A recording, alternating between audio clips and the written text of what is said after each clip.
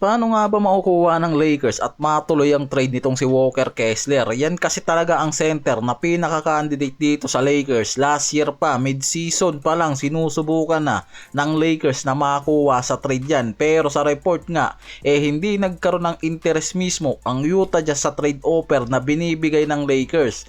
Ang alam ko kasi sa report na yan, ang package na kasama dyan, itong si Dalton Knecht, Rui Hachimura o Gabe Vincent pa nun na may kasamang draft capital.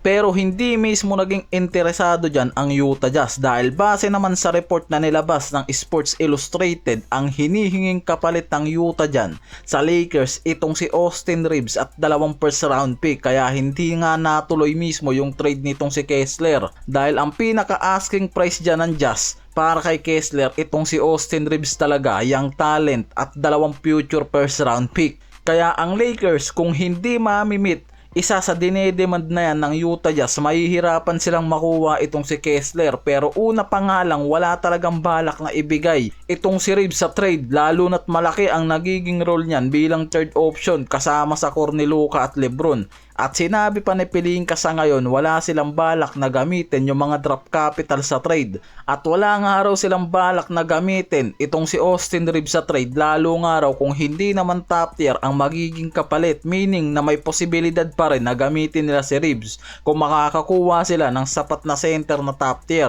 Si Reeves ngayon sobrang ganda ng performance mula preseason games at pag-uumpisa ng regular. At malaki talaga ang nagiging tulong niyan bilang secondary support ngayon sa scoring at playmaking kasama si Luka Doncic, habang wala ngang Lebron sa lineup nila. Malaki yung naaambag niyan.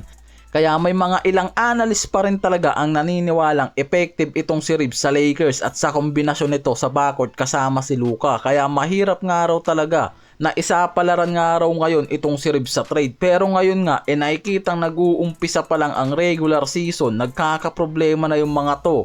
At hindi pa rin nga raw nakikitang tapos na yung problema nila sa interior defense kahit may Ayton dahil sa inconsistency na performance nito. Kaya tumataas ngayon yung posibilidad na gumawa nga raw talaga ng hakbang itong front office ng Lakers, lalo na kung hindi nila maabot yung expectation nitong si Luka at Lebron sa championship window. Kaya kung hindi makikita ang pagiging contender ng Lakers, lalo na pagdating sa interior at frontcourt, mapipilitan talaga yung mga yan humabol ng isang top tier center sa market at ilagay na lang bilang backup center itong si Ayton. Yan yung mangyayari kaysa masayang yung 2 years contract sa kanila niyan at mawala sa kanila itong si Luka, lalo na kung hindi nito makikita na yung magandang galaw ng front office sa pagiging championship contender nila.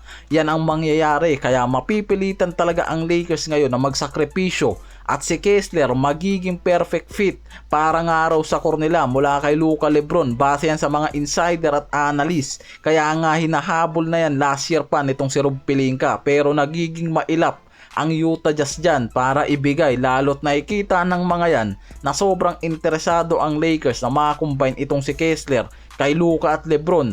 Kaya bakit pwedeng ikonsidera na itrade itong si Reeves? Dahil nga sayang, nagiging starter rotation player, may value sa Lakers bilang contributor, kaya siya ang main piece sa package para mahikayat ang Utah Jazz. Pero marami namang mga analyst pa rin yung nagsasabi na mataas ang cost na to kung ibibigay si Reeves na may 2 first round pick pa nakasama. Yan yung nagiging malaking balakid sa trade kaya hindi matuloy itong si Kessler. Kaya ang nakikita dyan, itong si Reeves at Dalton Knecht ang nakikitang potential sa trade para dito kay Kessler, lalo na kung walang balak nga raw na ilagay ng Lakers ang future first round pick nila at magdesisyon naman na i-trade itong si Reeves dahil hindi na nila sigurado ang magiging future niyan at pumasok yan bilang unrestricted free agent next summer dahil sa high demand salary contract na hinihingi ng agent nila. At si Dalton Knecht, bumabagsak yung performance at hindi nga nakikita na magiging effective yan sa rotation. Walang Lebron ngayon sa NBA, pero sa mga media outlet may lumalabas na Lebron 2.0 na ngayon itong rookie si BJ Adjcombe, 3rd overall pick ng Philadelphia. Sa preseason, sa unang report, 2 magkasunod na laro niyan. Hindi naging maganda masyado o nag-shine yung laro niyan, pero sa huling laro ng preseason niyan, nagpakita yan ng solid na performance na nag-record ng 26 points, 6 rebound at 5 steals sa isang game lang yan ha. Tapos ngayon sa opening ng regular season, sa unang debut niya, nagtala agad yan ng career high 34 points, 7 rebounds, 3 assists sa panalo ng Philadelphia kontra Celtics at nalampasan pa niyan yung franchise record ng 76ers para sa points sa first debut na hawak no ni Allen Iverson, 30 points yan. At isa pa sa na-break niya na record sa first quarter ng laro, nakapagtalaya ng 14 points na siyang pinakamarami kaysa sa junk record na 12 points ni LBJ nun. Sinabi na Edgecombe na kinuha niya ang ilang aspect ng laro ni LeBron at Dwayne Wade bilang inspiration, meaning alam nyo na kung saan galing yung halimaw na dunk gesture na ginagawa ngayon yan.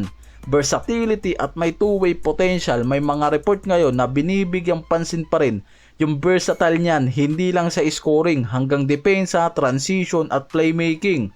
Sinabi niya rin sa interview na sobrang proud siya mismo sa depensa na ginagawa niya. Ang framing bilang LeBron 2.0 dito kay BJ Edgecombe na lumalabas ngayon, pwedeng hype lang sa media narrative kaysa isang analytically rigorous level dahil nag-uumpisa lang naman talaga yung karir niyan at marami pang kailangang patunayan para maging makatotohanan yung pagkakahalin tulad sa kanya ngayon kay LeBron. Dahil si Edgecombe mismo nagsasabing si LeBron ang isang malaking impluwensya niya at gusto niya mismong magkaroon ng long career na parang LeBron. 23 seasons sa NBA, siya palang nakakagawa niyan. Record breaking agad yung unang debut nitong si Edgecombe, kaya malaki yung expectation sa kanya dito sa Philadelphia. Kapag ang isang rookie araw agad nakagawa ng record breaking na dating hawak ng malalaking pangalan, nagiging narrative yan mismo para sa next big things pa nito sa karir niya mismo.